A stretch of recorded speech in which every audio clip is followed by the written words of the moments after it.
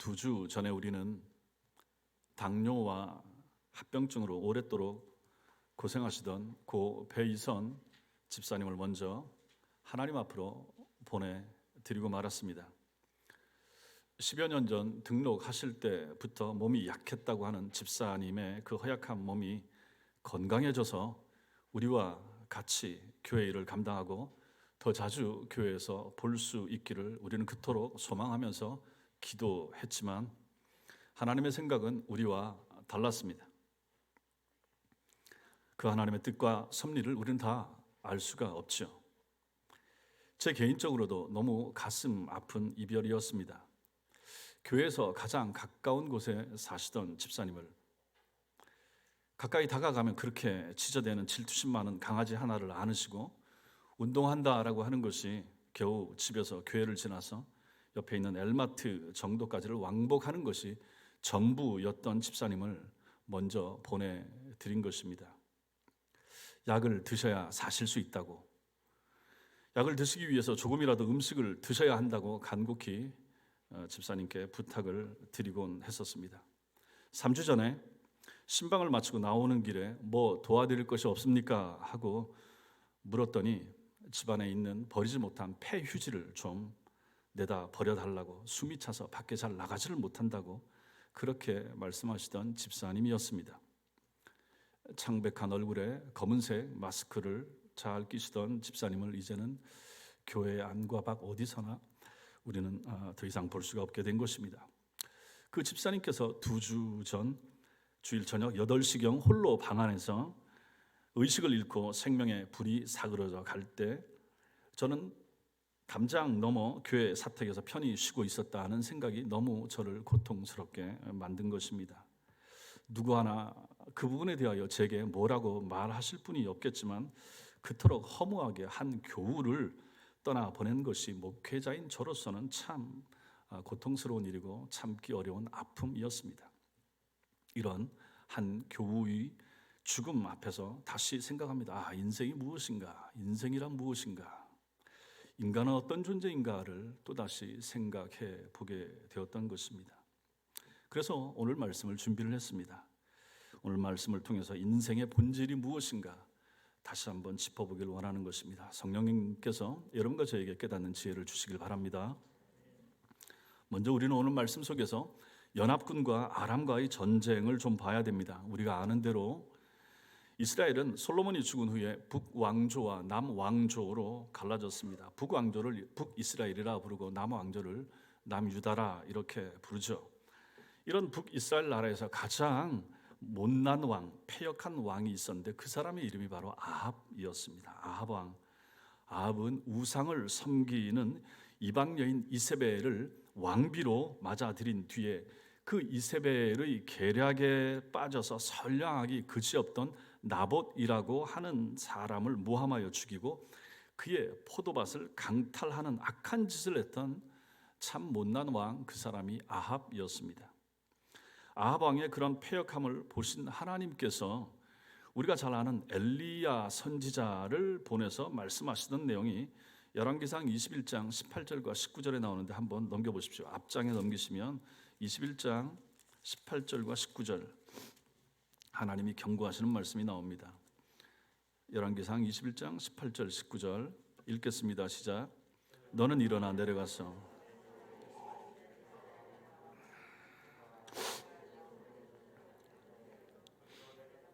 너는 그에게 말하여 이르기를 여호와의 말씀이 내가 죽이고 또 빼앗았느냐고 하셨다 하고 또 그에게 이르기를 여호와의 말씀이 개들이 나봇의 피를 핥은 곳에서 개들이 내 피 곧 내 몸의 피도 핥으리라 하였다 하라. 하나님께서 엘리야를 통해서 아합에게 이렇게 전하라고 하신 것이죠. 네가 의인 나봇을 죽이고 그의 포도원을 빼앗았으니까 이제 너도 죽어. 개들이 나봇의 피를 흘린, 그래서 그 개들이 핥았던 그 피를 핥았던 그 자리에서 시간이 흘러서 너도 죽어서 그 자리에서 네가 흘린 피를 개들이 핥을 날이 올 것이라, 이런 경고의 말씀을 남긴 것입니다. 아합이 누굽니까? 우리는 아합을 나쁜 왕이라고 생각하기 쉽지만 나쁘죠. 그렇다고 하나님을 모르던 사람이 아닙니다. 기본적으로 북왕조 이스라엘 사람들과 남왕조 유다 사람들 전부 다 하나님을 믿고 알고 섬기던 사람들이었습니다. 그렇다면 선지자의 그런 경고의 메시지를 들었으면 당연히 그 패역함에서 돌이켰어야 마땅합니다. 그러나 아합은 잠시 정신 차린 듯하고 그래서 죄를 뒤집어쓰고 회개하는 척 하더니 다시 예전의 삶의 모습으로 그는 돌아가고 말았던 사람입니다. 이 사람이 왜 이럴까? 그 사람은 자신이 이스라엘 왕이었기 때문입니다. 왕이라고 하는 교만함. 아니 그 당시에 왕보다 높은 사람이 어디 있습니까? 왕보다 강한 사람이 어디 있습니까? 뭐 선지자가 와서 충고를 좀 해줬어도 잠깐 뭐 근신하는 척하다가 또 잊어버리는 거죠. 자기가 왕이니까요. 가장 강한 사람이니까요. 자신의 삶은 누구도 손대지 못할 그런 삶이라, 그런 인생이라, 자기의 인생, 자기의 삶은 왕인 자기는 갑옷과 같은 인생이라, 튼튼하다, 단단하다. 이 사람은 이렇게 생각한 것입니다. 시간이 좀 흘렀습니다. 아합 왕이 남왕조 유다 여호사밧 왕하고 연합을 합니다. 이 둘이 사돈이 됐습니다. 두 나라가 남왕조 유다와 북왕조 이스라엘이 하나가 되어 연합합니다. 그리고 길르앗 라못이라고 하는 곳에서 아람 나라 왕과 전쟁을 합니다. 이 두 나라 연합군과 아람 나라 왕이 전쟁을 하게 된 거죠. 그런데 아합은 이 전쟁에 앞서서 미가야라고 하는 선지자가 찾아왔습니다. 찾아와서 당신 나가면 이번에 아합 군대에게 집니다. 그리고 거기서 죽을 것입니다. 라고 하는 경고의 메시지를 전했습니다. 그런데 아합은 그 경고를 무시한 채 전쟁터로 나갔습니다. 적국인 아람의 왕은 자신이 거느린 32명의 장군들에게 명령을 합니다. 너희는 작은 자나 큰 자 상대하여 싸우지 말고 오직 이스라엘 왕만 공격하라. 이스라엘 왕 하나만 잡으면 된다. 이렇게 명령을 내렸던 거죠. 아합만 죽이라 하는 것입니다. 아합 왕은 막상 전투가 벌어지자 자신의 타고 있던 전차에서 왕의 표시인 왕의 휘장, 이 전차는 왕이 탄 전차입니다라고 붙여놓은 휘장을 떼었습니다. 그리고 멀리서도 왕인 것을 알아볼 수 있는 왕이 쓰는 투구를 벗었습니다. 그리고 일반 병사의 투구로 갈아썼습니다. 왜 이럽니까? 미가야 선지자가 예언을 한 거죠. 전쟁에 질 것이고 당신 죽을 수 있습니다. 그랬더니 마음에 찝찝한 거예요. 그래서 들은 게 있고 하니까 좀 바꿔보자 해서 왕 전차에 휘장을 떼고 왕이 쓰던 그 투구를 벗어버린 것입니다. 그렇게 변장하고 전투에 임하면 안전할 것이라 생각을 한 거죠. 그리고 아람 군대와 이스라엘 유다 연합군 간의 전투가 시작이 되었습니다. 두 번째로 우리는 오늘 말씀에서 무심코 쏜 화살에 이 아합이 맞더라 하는 것을 볼 필요가 있습니다. 열왕기상 22장 34절 한번 보겠습니다. 22장 34절 오늘 우리가 읽었던 말씀들 안에 들어있는 내용인데 22장 34절 같이 읽겠습니다. 시작. 한 사람이 무심코 활을 담겨 왕이 그 병거음 오는 자에게 이르되 내가 부상하였으니 내 손을 돌려 내가 전쟁터에서 나가게 하라 하였으나 치열한 전투가 진행되는 도중에 이름도 계급도 알 수 없는 아람 군인 하나가 무심코 활을 당겨 쏘았습니다. 우리말 성경에 무심코라고 번역되어 있는 이 단어가 히브리어로 톰이라고 나오는데 이 뜻이 뭐냐면 무작위로, 임의로, 마구잡이로 그런 뜻입니다. 영어로는 랜덤이란 뜻입니다. 영화를 보면 전쟁 영화 같은 것을 보면 전쟁에 막 투입된 신병들이 전쟁에 내버리면 어떻게 됩니까? 앞을 조준하면서 쏘질 못합니다. 너무 겁나고 두려우니까 그냥 고개를 숙이고 총을 그냥 냅다 쏴대는 것을 우리는 전쟁 영화에서 볼 수가 있습니다. 만약에 그런 전투에서 그런 총격전에서 피아간에 한 20명이 죽었다. 우리 편하고 저쪽 편하고 합쳐가지고 한 20명이 죽었다. 이렇게 말하면 총을 몇 발을 쏴야 되겠습니까? 한 5, 60발 쏴가지고 양쪽에서 20명이 죽겠습니까? 실제로 그렇지가 않습니다. 수백 발, 수천 발을 쏴서 그 중에 맞아 죽은 사람들이 20명 정도 된다. 이렇게 보는 것이 옳을 것이라 하는 것입니다. 고개 숙이고 마구잡이로 쏴야 되는데 그 총알들 중에 맞아가지고 죽은 사람들의 숫자가 그렇게 되는 것입니다. 조준하고 겨누고 해서 쏴서 죽이는 거 쉽지 않습니다. 뭐 옛날 전투라고 해서 별반 다르겠습니까?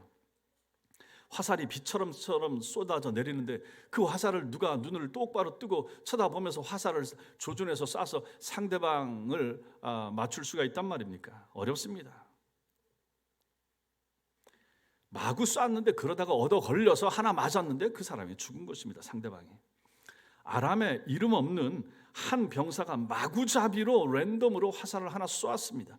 근데 그 화살이 날아가서 일반 병사로 변장한 아합의 갑옷 솔기를 뚫고 들어가서 그의 살에 깊숙이 박혔고, 그로 인해서 피를 많이 흘린 아합이 빠져나오지 못하고 죽었다 하는 것이 오늘 말씀의 내용이 되는 것입니다. 이게 34절 내용입니다. 성도 여러분, 생각을 해보십시오. 설교를 들을 때는 집중을, 절을 보셔야 됩니다. 뭐 성경 보십시오 할 때 그때 보시면 되고, 그 다음에 절을 보십시오. 고개를 드시고 집중하셔서. 갑옷이 무엇입니까? 적군의 창과 검과 활로부터 자기 자신을 보호하기 위해서 군인들이 입는 옷, 군인들을 입히는 보호 장구, 이것이 바로 갑옷입니다. 군인들이 입는 갑옷이 다 똑같지가 않습니다. 계급에 따라서 갑옷이 달라집니다. 지금도 마찬가지입니다. 우리나라 안에서 군인들이 입는 옷들도 조금씩 차이가 있습니다. 장군복이 다르고 영관급이나 위관들이 좀 다르고 일반 병사들 옷들도 다르고 군화도 다르고 그렇습니다. 옛날에도 마찬가지입니다. 계급에 따라서 갑옷도 달라집니다. 계급이 높아질수록 갑옷의 재질과 공법이 더 견고해지죠. 어떤 나라든 한 나라에서 가장 견고하고 강한 갑옷은 누가 입어야 되겠습니까? 당연히 왕이죠. 왕에게 입히는 갑옷이 그 나라에서 제일 강하고 튼튼한 걸로 입히는 것입니다. 왕이 입는 갑옷은 그 나라에서 최고로 잘 만드는 장인이 만든 갑옷입니다. 만들어내는 것으로 끝나지 않습니다. 왕의 갑옷을 만들어냈다 그러면 뭐 모든 나라가 그렇지 않겠지만 어떻게 하겠습니까? 왕이 입을 갑옷을 만들어 놓고 테스트를 해봐야 되지 않겠습니까? 찔러도 보고 뭐 창도 던져도 보고, 심지어는 그것을 향해서 활을 쏴보기도 하고, 그래서 잘 견뎌내고 튕겨나가면 이게 잘 만들었다 이렇게 될 것입니다. 그런데 만약에 그것이 중간에 부서진다든지 활이 박힌다든지 하게 되면 그 만든 사람은 목숨 부지하기 어렵습니다. 무엇을 말씀드리고자 하는 것입니까? 제일 튼튼하고 제일 좋은 갑옷은 왕의 갑옷이라 하는 것이죠. 그렇게 튼튼하게 잘 만들어서 만든 갑옷을 입는 사람, 바로 왕이라 하는 것이죠. 자, 그런데 그 갑옷을 아합이 입었습니다. 근데 이 갑옷에 솔기라고 오늘 나옵니다. 솔기가 무엇입니까? 갑옷의 조각과 조각을 잇대어서 철사나 가죽끈으로 연결한 부위, 그 부위가 바로 솔기가 되는 것입니다. 갑옷을 금속으로 만들든지 아니면 가죽으로 만들든지 한 덩어리로 만들 수가 없습니다. 그렇잖아요. 한 덩어리로 만들면 이거 어떻게 입을 것이며 어떻게 벗겠습니까? 조각을 내서 앞판 만들고 밑에 부분, 등 부분 이렇게 만들잖아요. 만드는데 그것들을 연결을 시켜야 되는데, 연결시키는 그 부위, 뭐 철사로 깬다든지 아니면 가죽을 가지고 붙인다든지 할 때 그 연결 부위, 거기가 바로 솔기가 되는 것입니다. 갑옷 솔기라고 말하면 갑옷 중에서 제일 약한 부위가 갑옷 솔기가 되는 것이죠. 연결 부위가 그래요. 옷들도 마찬가지 아닙니까? 연결 부위, 그 솔기 부분이 제일 약하단 말입니다. 견고하기 짝이 없는 갑옷에서 가장 약한 부분, 쉽게 말하면 갑옷의 아킬레스건, 거기가 바로 갑옷 솔기가 되는 것입니다. 그런데 한 무명의 병사가 무작정 쏜 화살이 아합 왕의 갑옷 솔기에 맞은 것입니다. 전체 갑옷 중에서 가장 약한 부분인 솔기를 뚫고 들어가서 아합의 몸속 깊숙이 화살이 박히고 말았습니다. 아마도 세상에서 가장 활을 잘 쏘는 명사수에게 저 멀리서 갑옷 쏴서 갑옷 솔기 한번 맞추라라고 하면 그거 가능하겠습니까? 어려울 것입니다. 그런데 이런 일이 여기서 벌어졌다 하는 것이죠. 아합은 변장한 채 천하무적 왕의 제일 잘 만들고 제일 튼튼한 왕의 갑옷을 입고 전투에 나섰는데, 조준도 없이 어디서 날아온지는 모르는 그 날아온 화살 한 방에 갑옷 솔기를 맞아서 큰 부상을 당한 것입니다. 34절 말씀에 보니까 왕이 그 병거 모으는 자에게 이르되 내가 부상하였으니 내 손을 돌려 내가 전쟁터에서 나가게 하라 하였으나. 화살 맞았으니까 나가야죠. 부상당했으니까. 자, 이제 병거를 몰아라, 전차를 몰아라, 내가 화살을 맞았다, 치료를 해야 되겠구나 하면서 나가라고 했는데 35절에 이날에 전쟁이 맹렬하였으므로 왕이 병거 가운데 붙들려 서서 아람 사람을 막다가 저녁에 이르러 죽었는데 상처에 피가 흘러 병거 바닥에 고였더라. 이 부상당한 왕이 타고 있는 전차를 돌려서 나가야 되는데 전쟁이 너무 치열하다 보니까 왕이 부상당한 것을 옮길 수가 없는 거예요. 거기서 어쩌지도 못하고 그러고 있다가 결국은 부상당한 왕은 몸에서 피가 계속 흐르고 흘러서 마침내 죽고 말았다 하는 것입니다.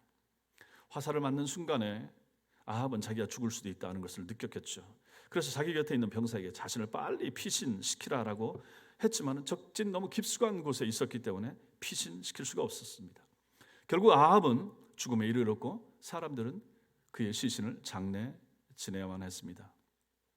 아합은 자기 자신과 자신의 인생이 갑옷이라고 생각했을 테지만 사실은 그의 인생이 갑옷이 아니라 오늘 말씀해 보니까 그 아합의 인생, 아합의 삶 자체가 갑옷 솔기였구나 하는 것을 우리는 알게 되는 것입니다. 아합이 만약에 자기 인생이 갑옷 솔기인 줄 알았더라면, 진작에 알았더라면 하나님께서 미가야 선지자를 통해 경고하실 때에 하나님을 향하여 돌이켰을 것입니다. 그러나 그는 어리석게도 자기 자신의 본질에 대하여 그는 알지 못했던 것입니다. 왕이니까요, 제일 강하니까요, 제일 좋은 옷을 입었으니까요, 그리고 여태 전투에서 잘 싸웠고 한 번도 그런 일을 당한 적이 없었으니까요.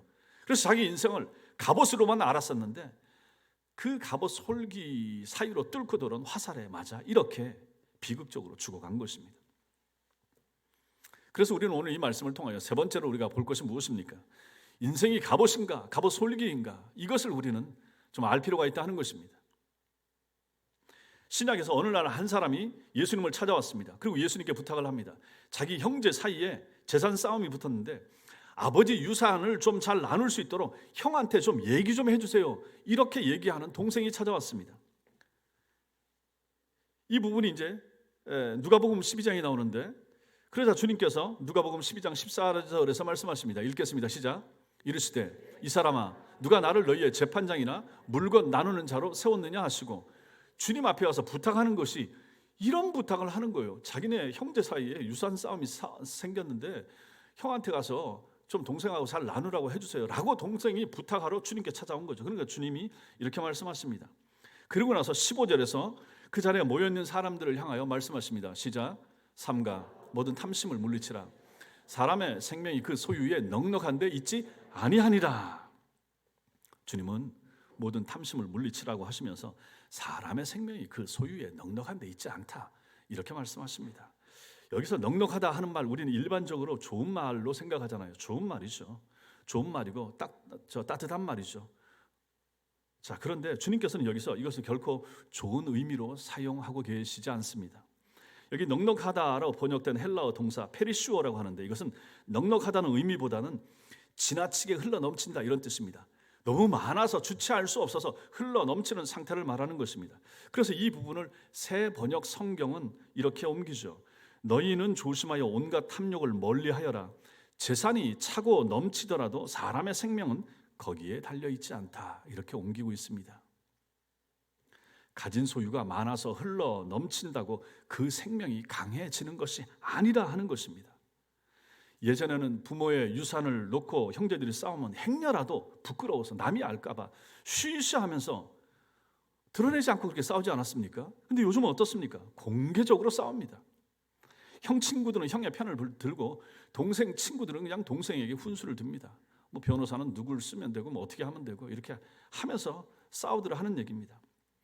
근데 이 예수님의 말씀을 두고 한번 그 경우를 한번 생각을 해보십시오.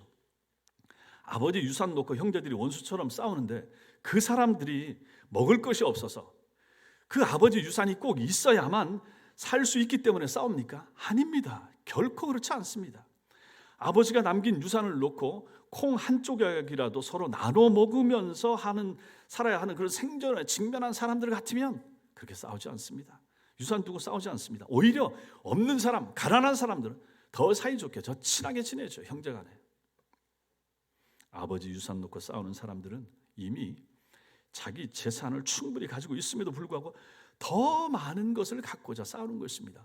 흘러 넘치는 재산을 소유하기 위하여 그들은 싸우는 거죠.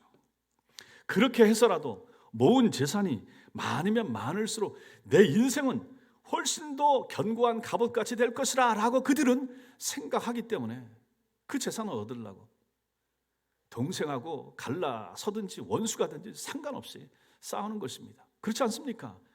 있는 사람들이 재산 가지고 싸우는 것이지 없는 사람들은 유산 가지고 싸우지 않습니다. 그런 사람들은 돈, 부동산, 그것을 가지고 힘이라고 생각합니다. 갑옷이라고 생각합니다. 더 많을수록 좋고 더 많을수록 강한 것이고 더 많을수록 내가 더 잘 살 것이고 더 견고한 집에서 견고한 성에서 견고한 갑옷을 입고 더 오래 더 잘 살리라라고 생각하기 때문에 형제고 뭐고 없고 심지어 부모 자식 간에도 돈 문제 가지고 싸우게 되는 것입니다. 예수님께서 인간의 생명이 그 소유의 넉넉함에 있지 않다라고 하시고 이어서 어리석은 부자의 비유를 말씀하시는 것이 그 뒤에 이어집니다. 누가복음 12장 16절부터 21절까지인데 자 우리 천천히 같이 읽겠습니다. 시작. 또 비유로 그들에게 말하여 이르시되 한 부자가 그 밭에 소출이 풍성하매 심중에 생각하여 이르되 내가 곡식 쌓아둘 것이 없으니 어찌할까 하고 또 이르되 내가 이렇게 하리라 내 곳간을 헐고 더 크게 짓고 내 모든 곡식과 물건을 거기 쌓아두리라. 또 내가 내 영혼에게 이르되 영혼아 여러 해 쓸 물건을 많이 쌓아두었으니 평안히 쉬고 먹고 마시고 즐거워하자 하리라 하되 하나님은 이르시되 어리석은 자여 오늘 밤에 내 영혼을 도로 찾으리니 그러면 내 준비한 것이 누구의 것이 되겠느냐 하셨으니 자기를 위하여 재물을 쌓아두고 하나님께 대하여 부여하지 못한 자가 이와 같으니라. 이 부자는 여러 해 동안에 풍년이 들었습니다. 그래서 많은 소출을 곳간에 산더미처럼 쌓아두었는데 올해도 또 농사를 졌는데 너무 잘 됐습니다. 또 풍년입니다. 이 많은 소출을 가지고 이제는 너무 많으니까 창고에 많으니까 누굴 좀 나눠줄까 어디로 흘려보낼까 이 생각을 하지 않고 뭘 생각합니까? 곳간을 더 재야 되겠구나. 창고를 더 늘려야 되겠구나. 더 늘려서 쌓아둘 궁리를 지금 하고 있는 것입니다. 그리고 나서 그런 자기 영혼에게 독백처럼 말하죠. 이제 내가 재산을 산더미처럼 쌓아두었으니까 평안히 쉬고 먹고 마시며 즐거워하자 이렇게 말입니다. 자기 영혼을 향하여 자기 곳간에 쌓아둔 재산이 많기 때문에 자기 인생은 든든한 갑옷인 줄로 그는 생각한 것입니다. 그런데 하나님께서 뭐라고 그러십니까? 그날 밤에 그의 영혼을 내가 너를 데려가리라. 네 영혼을 불러가리라. 그럼 네가 모은 것이 누구 것이 되겠느냐? 이렇게 말씀하십니다. 죽었습니다. 그날 밤에 죽은 것입니다. 그의 인생은 갑옷이 아니라 갑옷 솔기에 불과한 것임을 그 부자가 몰랐습니다. 그가 만약에 자기 인생이 갑옷 솔기인 것을 알았다면 곳간을 더 크게 짓고 소유를 더 많이 쌓아두기보다는 그것을 흘려보내는 통로가 되리라. 어렵고 힘든 사람에게 나눠줘야지. 그런 생각하지 않았겠습니까? 시편 33편 16절을 보면 읽겠습니다. 많은 군대로 구원 얻은 왕이 없으며 많은 군대로 구원 얻은 왕이 없다. 이렇게 말합니다. 여러분 많은 군대가 있다고 하면 그 군대로 인해서 왕은 구원을 얻어야 되지 않겠습니까? 지금도 러시아하고 우크라이나하고 싸우는데 군인이 많으면 그것 때문에 결국은 승리하게 되지 않겠습니까? 근데 많은 군대로 구원 얻은 왕이 없다는 것입니다. 예를 한번 들어볼까요? 주전 4세기의 마케도니아의 왕 알렉산더를 아실 것입니다. 알렉산더 대왕이 얼마나 위대한 왕입니까? 발칸반도 마케도니아에서 시작하여 지중해 세계를 석권하고 인도 북부 그리고 지금 이란에 이르는 지역에 걸쳐서 거대한 헬라 제국을 세웠던 대왕, 그 사람이 바로 알렉산더입니다. 그는 당시 세계에서 가장 강력한 군대를 가지고 있어서 가는 곳마다 싸워서 연전연승했고 천하무적이었습니다. 그런데 알렉산더가 그만 33살에 열병으로 죽고 말았습니다. 그의 몸에 침투한 열병 바이러스를 그가 그토록 자랑하던 천하무적의 군대가 막아주지 못한 것이죠. 강력한 갑옷처럼 보였던 그의 인생도 결국은 갑옷 솔기에 불과했던 것입니다. 한 사람 예를 더 들어보겠습니다. 바울처럼 위대한 사도가 또 어디 있습니까? 날 때부터 안진병이 된 사람도 일으켜 세우지 않았습니까? 귀신을 쫓아냈죠. 죽은 자도 살리지 않았습니까? 얼마나 탁월한 하나님의 사람이었습니까? 그를 통해서 복음이 지중해 세계로 퍼져나가지 않았습니까? 신약 세계에서 사도 바울보다 더 놀랍고 위대한 업적을 이룬 주님의 종은 없습니다. 그렇게 탁월한 하나님의 사람입니다. 그럼 얼마나 주님께로부터 많은 사랑을 입었겠습니까? 주님께서 그토록 사랑하시고 능력을 주셨던 바울이라고 한다면 하나님께서 그에게는 강철 같은 육체와 건강을 보증해 주시고 책임져 주셔야 되지 않았겠습니까? 근데 바울은 죽을 때까지 지병으로 시달려야만 했습니다. 어떤 병이었는지 알 수가 없지만 그 지병 때문에 많이 고통스러워했고 하나님 앞에 엎드려서 3번이나 간절하게 그 지병이 떠나기를 위해서 기도했던 사람이 바울입니다. 다른 사람의 병을 고쳐주고 치료해 주기 위해서 얼마나 많이 기도했으며 그때마다 고침받았고 능력이 나갔는데 자기 몸에 든 지병 때문에 그 질병 때문에 간절히 3번이나 기도했는데도 불구하고 하나님께서는 그 기도를 듣지 않으셨다 하는 것입니다. 그때 바울은 하나님을 원망하지 않고 도리어 이렇게 감사합니다. 그것이 고린도후서 12장 9절과 10절입니다. 읽겠습니다. 시작. 나에게 이르시기를 내 은혜가 내게 족하도다. 이는 내 능력이 약한 데서 온전하여 짐이라 하신지라. 그러므로 도리어 크게 기뻐함으로 나의 여러 약한 것들에 대하여 자랑하리니 이는 그리스도의 능력이 내게 머물게 하려 함이라. 이 구절을 공동 번역 성경은 이렇게 옮기고 있습니다. 쉽게요. 그러나 주님께서는 내게 이렇게 말씀하셨습니다. 이 병 고쳐주세요 하라고 3번이나 간절히 기도한 바울을 향하여 주님께서 응답이 이렇게 왔습니다. 내 은혜가 내게 족하다. 내 능력은 약한 데서 완전하게 된다. 그러므로 그리스도의 능력이 내게 머무르게 하기 위하여 나는 더욱더 기쁜 마음으로 내 약점들을 자랑하려고 합니다. 그러므로 나는 그리스도를 위하여 병약함과 모욕과 궁핍과 박해와 곤란을 겪는 것을 기뻐합니다. 내가 약할 그때 오히려 내가 강하기 때문입니다. 이것이 바울의 신앙 고백이었던 거죠. 바울은 일평생 지병을 지니고 살았기 때문에 단 한 번도 자신이 갑옷이라고 착각하지 않았을 것입니다. 오히려 자신은 갑옷 솔기에 지나지 않음을 고백하고 날마다 겸손하게 주님의 도우심만을 구하면서 살 수 있었습니다. 그때 주님께서 바울의 삶 속에서 강력하게 역사하셨던 것입니다. 성도 여러분, 주위를 한번 둘러보십시오. 건강한 사람보다 병약한 사람이 오히려 신앙생활을 더 많이 하는 경우 여러분들 충분히 보시지 않았습니까? 돈 있고 힘 있는 사람보다 그 반대의 경우에 속한 사람들이 전반적으로 믿음 생활 잘 하시는 거 보지 않으십니까? 자신이 갑옷이라 생각하는 사람보다 갑옷 솔기라 여기는 사람이 하나님을 더 의지하게 되기 때문일 것입니다. 사랑하는 성도 여러분, 인터넷을 찾아보니까 인생을 정의하는 말들이 많이 나왔습니다. 인생은 여행이다 이렇게 말하죠. 새로운 일상이 자주 펼쳐지기 때문에 그렇게 표현할 것입니다. 인생은 전쟁터다. 살아가는 삶의 현장이 너무 힘들고 고통스럽기 때문에 인생은 전쟁터다 이렇게 표현하는 사람도 있습니다. 인생은 한 권의 책이다. 시간의 흐름 속에서 한 장 한 장 완성해 나가야 하는 것이 인생이기 때문에 이렇게 표현하는 사람들이 있을 것입니다. 인생은 만남이다. 부모와의 만남, 연인과의 만남, 자식과의 만남, 친구와의 만남, 이런 만남들로 이어진 것이 인생이기 때문에 이렇게 표현하기도 할 것입니다. 인생은 긴 생방송이다 이렇게도 표현합니다. 대본이 없고 녹화하여 고치거나 수정할 수 없는 매일매일이 이어지기 때문에 인생을 이렇게 표현할 수도 있습니다. 인생은 항해다. 항구에 닿을 때까지 끊임없이 흔들리면서 나아가야 하는 것이 인생이기 때문에 이렇게 표현하는 사람도 있습니다. 그런데 오늘 성경은 뭐라고 우리에게 인생을 정의해 줍니까? 인생은 갑옷 솔기다 이렇게 우리에게 가르쳐주고 있습니다. 갑옷처럼 보이고 갑옷이길 바라지만은 실제로는 갑옷 솔기에 불과한 것이 우리 인생이라는 것이죠.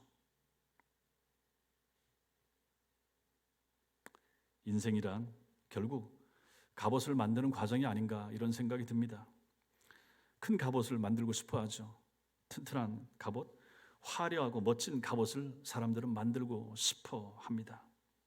그래서 돈을 모으면, 공부를 많이 하면, 자식을 잘 키우면 몸이 이쁘고 건강하면 좋은 갑옷을 입은 인생인 것으로 생각하기 얼마나 쉽습니까? 과연 그렇습니까? 정말로 그렇습니까? 그런 것들이 많으면 우리 인생이 갑옷이 됩니까? 게임 회사 넥슨이라고 있습니다. 그 창업주 김정주 회장이 54세로 지난 2월 달에 세상을 떠났습니다. 저와 동갑내기 영화배우 강수연이 5월 7일 날 뇌출혈로 죽음을 맞이했습니다. 명예와 미모도 돈이나 서울대 학위도 손을 못 쓰게 만드는 것이 죽음입니다. 김정주 회장은 재산이 15조 정도 있었다 그러고 강수연 씨도 한 200억 정도 재산을 가지고 있었습니다. 남편도 없었고 자식도 없었지만 갑자기 암에 걸리게 된 성도님이 암에 걸리고 나서 남의 일로만 알았었는데 자신에게도 그런 일이 닥치게 되니까 너무 놀랍고 두렵더라 하는 말을 하는 것을 들었습니다. 이게 인생이더라 하는 것이죠. 그럼 이런 인생을 가지고 갑옷이라고 말할 수 있겠습니까? 정말 인생이 갑옷입니까? 아니죠. 갑옷 솔기죠. 이런 일들 앞에서, 이런 세상의 모습들 앞에서 이렇게 세상을 떠나는 우리 성도의 모습을 바라보면서 우리도 떠날 것을 알면서 우리 주변에 일어나는 일들을 보면서 우리는 우리 인생이 어떤 존재인지 돌아볼 수 있어야 되지 않겠습니까? 지난주에 보았던 성도님을 앞으로 영원히 볼 수 없다라고 하는 이 가슴 아픈 현실 앞에서 여러분과 저는 우리 자신을 돌아보셔야 되지 않겠습니까? 이번 주에 봤다고 해서 다음 주에 본다는 보장이 없잖아요. 어떤 일이 언제 어디서 어떻게 일어날지 누가 알겠습니까? 오늘도 자신이 갑옷 솔기인데 갑옷으로 착각하고 살아가는 사람들이 얼마나 많습니까? 우리 인생은 갑옷이 아니라 갑옷 중에 가장 약한 부위인 갑옷 솔기 아니겠습니까? 젊은 20대 청년 둘이 전동 킥보드 타고 달리다가 차에 쳐서 죽었다 하는 얘기를 뉴스에서 봅니다. 서울에서 지난주에. 젊은 애들은 20대 피가 끓는 아이들은 그거 뭐 헬멧도 안 쓰고 다니는 거 유도 아니게 생각하죠. 그렇게 많이 다녔었으니까요. 그러다가 부딪혀서 죽은 거예요. 끝난 것입니다. 자기 몸이 갑옷이 아니에요. 갑옷 솔기예요. 젊은 날에는 그걸 모르더라 하는 얘기입니다. 부모님들 뭘 얘기하면 요즘 젊은 친구들 잘 듣습니까? 20대 30대 잘 듣습니까? 그냥 꼰대라고 생각하고 잘 안 듣잖아요. 흘러 듣잖아요. 먼저 인생을 살았던 분들이 전해주는 귀중한 지혜가 담긴 잠언과 같은 말씀인데도 불구하고 잘 안 듣잖아요. 왜 안 듣습니까? 자기를 갑옷이라고 생각하는 거예요. 어머니보다 많이 알아요. 아버지보다 내가 아는 게 더 많아요. 공부 더 많이 했어요. 그렇기 때문에 내가 더 건강해요. 그렇기 때문에 갑옷으로 생각하고 다른 사람의 말을 잘 안 듣는 것입니다. 세상이 그렇습니까? 아니잖아요. 우리가 살아가는 세상도 보지 않습니까? 러시아하고 우크라이나 전쟁하는 것이 우리하고 무슨 상관이 있습니까? 그런데 지금 그 두 나라에서 밀과 보리가 공급이 안 되니까 전 세계적으로 식량 파동이 벌어지고 있습니다. 이런 세상을 우리가 삽니다. 인도네시아에서 팜유를 수출을 금지시켰더니 식용유 가격이 올라가고 있습니다. 이건 뭐 식용유는 넘쳐나는 것이 식용유고 명절 때 되면 들어오는 것이 식용유고 여기저기 널려 있었는데 그 식용유를 이젠 한 통, 두 통씩 살 수 있도록 한다고 하니 기가 막히는 거 아니겠습니까? 자, 이런 세상이 어떤 세상입니까? 우리는 다 갑옷 솔기입니다. 갑옷들이 아닙니다. 지난달에 있었던 것을 이번 달에 계속 있으리라 보장 못합니다. 다음 달에도 마찬가지입니다. 이 안정되고 이 좋은 환경이 계속 이어지리라 보장을 못합니다. 밀 가격이 그렇게 올라가니까 다큐멘터리 왔더니 뭐 레바논이나 뭐 중남 아프리카 이런 데만 기근 때문에 기아 선상에서 허덕이고 죽어가는 사람들이 점점 많아지고 있다 하는 얘기를 듣게 됩니다. 우리는 다 갑옷 솔기입니다. 이런 세상에서 살아갑니다.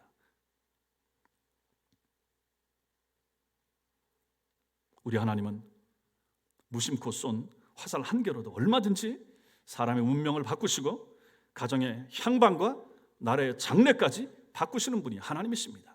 우리는 이 하나님을 믿습니다. 정권이 바뀌었습니다. 하나님이 하신 것입니다. 누구라도 마찬가지입니다. 하나님의 손안에 있습니다. 중국과 북한이 제로 코로나 정책을 편다고요? 그게 어떻게 됐습니까? 지금 난리 나고 있잖아요. 자기들이 갑옷인 줄 압니다. 아니잖아요. 하나님의 손안에 있는 것이 인생이고 나라고 정권이고 정부고 어느 기관, 어느 단체, 어느 교회, 어느 한 사람, 어느 직분자 다 마찬가지 아닙니까? 누가 나를 갑옷이라고 생각할 수 있겠습니까? 결코 그러서는 안 됩니다. 아합처럼 그러다가 갑옷 솔기 때문에 죽게 됩니다. 정신 차려야 됩니다. 여러분과 제가 다 마찬가지입니다. 장담할 수 없는 것이 우리 인생입니다. 장담할 수 없는 것이 우리 가정이고 우리 교회도 마찬가지입니다. 하나님 앞에 서야 됩니다.